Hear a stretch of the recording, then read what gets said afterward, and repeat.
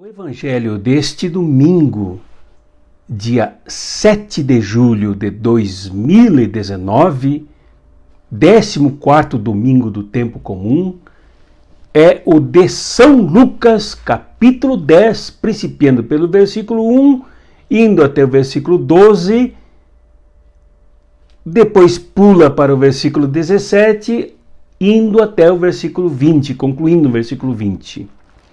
E trata de um programa missionário como projeto de Jesus e de seus seguidores.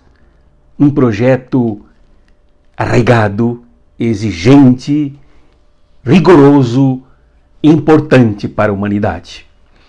Antes de continuar, solicito, como sempre, que vocês deem seu joinha aqui, ativem o sininho para receber as novidades, inscrevam-se no canal, compartilhem este e todos os vídeos do canal e acessem o blog cartasprofeticas.org/colabore para fazer a sua contribuição para ajudar este nosso canal e o nosso blog nesta obra importante no Brasil e também para o mundo.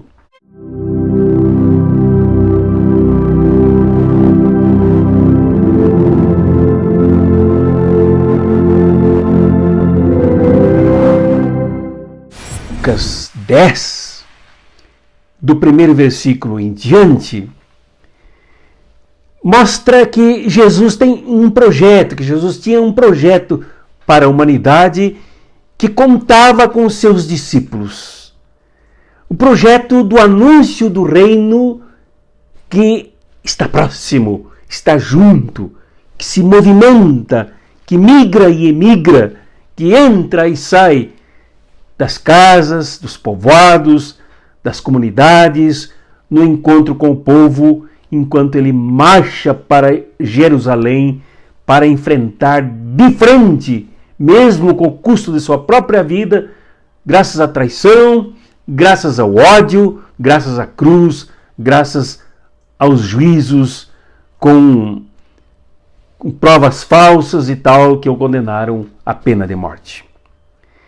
Então, eu desejo comentar aqui 4 pontos, se der tempo. Primeiro, a missão do reino de Jesus não é uma religiosidade de consumo, mas uma proposta, um programa de vida que envolve as pessoas, que acolhe pessoas para serem suas discípulas e seus discípulos, que depois são enviadas para realizar Jesus, realizar o seu reino, concretizar a sua proposta de paz no meio da humanidade, no meio do povo, no meio das pessoas normalmente excluídas e empobrecidas.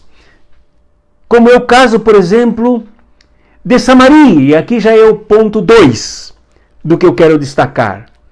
O lugar da onde Jesus retirou 70 ou 72 homens e mulheres, 72 pessoas, para realizar a sua missão, para mandá-las, para enviá-las num projeto apostólico de quem é discípulo e discípula dele.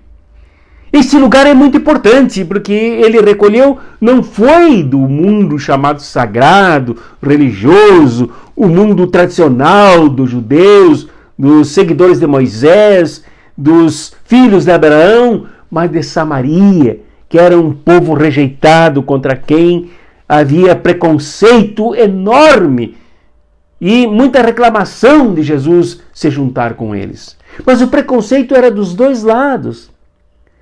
Tanto que os samaritanos, em versículos anteriores do capítulo 9, não aceitaram acolher Jesus nas suas casas e o rejeitaram. E o preconceito do lado do próprio Jesus, dos seus discípulos, também se manifestou. Quando Tiago e João perguntaram a Jesus se não era o caso de jogar fogo do céu sobre esta população excluída. Jesus não aceitou o projeto. Pelo contrário, Jesus recolheu 70 ou 72 pessoas deste povo excluído, deste povo vítima do preconceito, para que dali fossem mandados a outros povoados à frente de Jesus, preparando o seu caminho em direção ao enfrentamento final, que era Jerusalém. Jesus não faz discriminação de pessoas. O projeto do reino que ele traz, que é ele mesmo, não exclui as pessoas em virtude das suas culturas, em virtude das suas etnias, em virtude das suas orientações de que ordem sejam, que ordem forem. Não tem problema, Jesus não as exclui. O lugar onde se realiza e a partir de onde se realiza é muito importante no reino que Jesus veio trazer.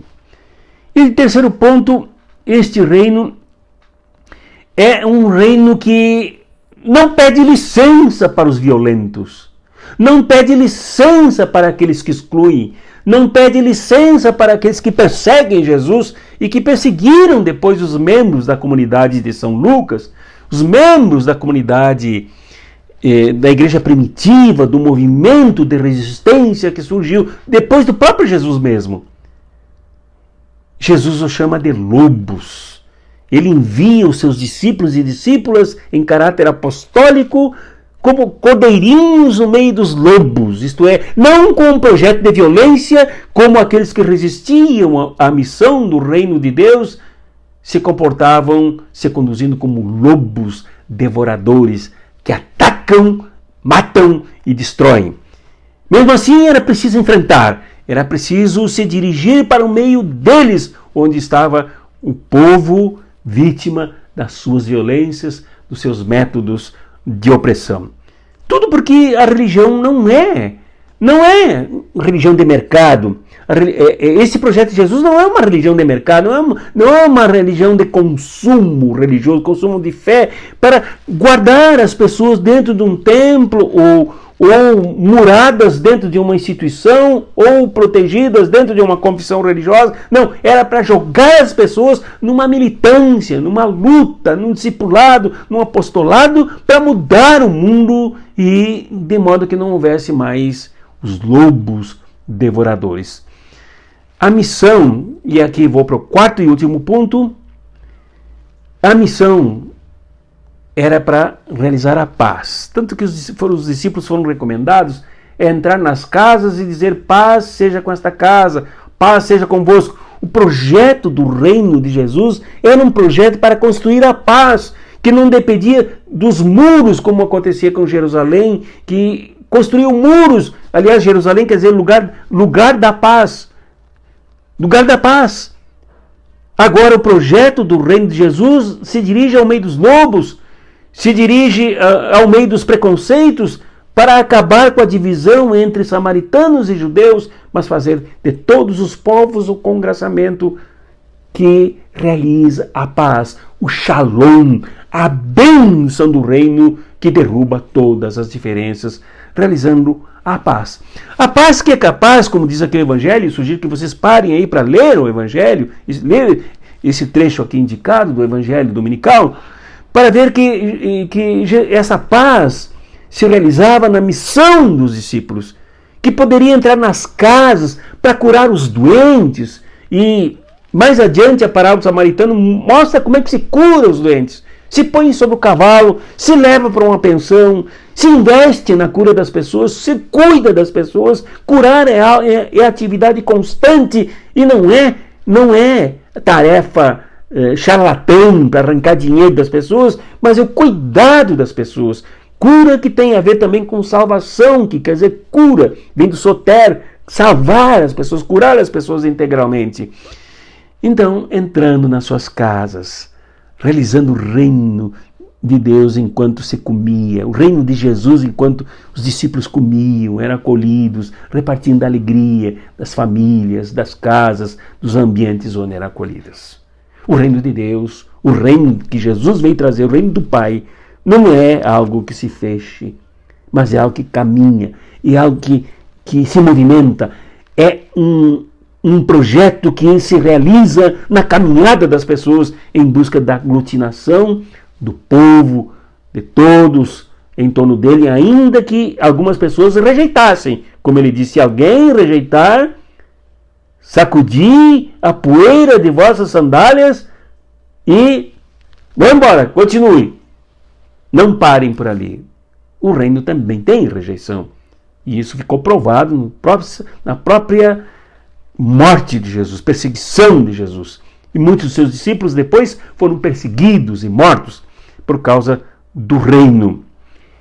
E este reino que se realiza nos próprios discípulos, ele não se limita a Jesus, ele se realiza nas vidas dos discípulos, na missão dos discípulos, no apostolado dos discípulos, portanto em nossa vida, no nosso apostolado, nosso projeto de evangelização, né? E se realiza de modo preparado. Há que preparar as pessoas, qualificar as pessoas, né? Aprofundar teoricamente as pessoas, ensiná-las o que é o reino, o que é a evangelização, e preparar as pessoas para tecnicamente também saberem se conduzir as pessoas. Isto é, como entrar nas casas, como tratar as pessoas, curar as pessoas, cuidar das pessoas, né? Isso é tudo método de ação. Então, o reino não pode se realizar assim no improviso, no oba-oba. Ele se realiza, se atualiza, acontece, se encarna nas pessoas que se preparam para isso. E esse reino também precisa de avaliação. Os discípulos voltaram contentes, felizes, né? E Jesus os alertou então que não basta ficar felizes com os demônios que são expulsos, demônios, quer dizer, que os muitos deuses que dividem as pessoas são expulsos, quando se unifica as pessoas em torno de um único projeto do reino que Jesus veio trazer.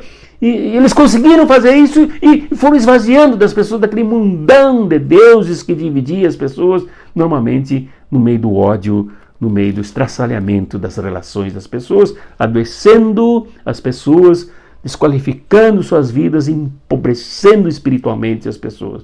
É preciso avaliar o que deu certo, o que não deu certo. O projeto do discipulado deste reino, desta proposta de Jesus, exige tanta responsabilidade que ele tem que ser avaliado para que haja correção dos erros e reforço dos acertos. Eis o projeto do discipulado de Jesus. Realizar o reino, caminhar com o reino, levar o reino, acontecer a paz, cuidar das pessoas, comungar com as pessoas, entrar nas suas vidas, nas suas famílias, nas suas comunidades, participar com elas das suas alegrias e curá-las das suas tristezas.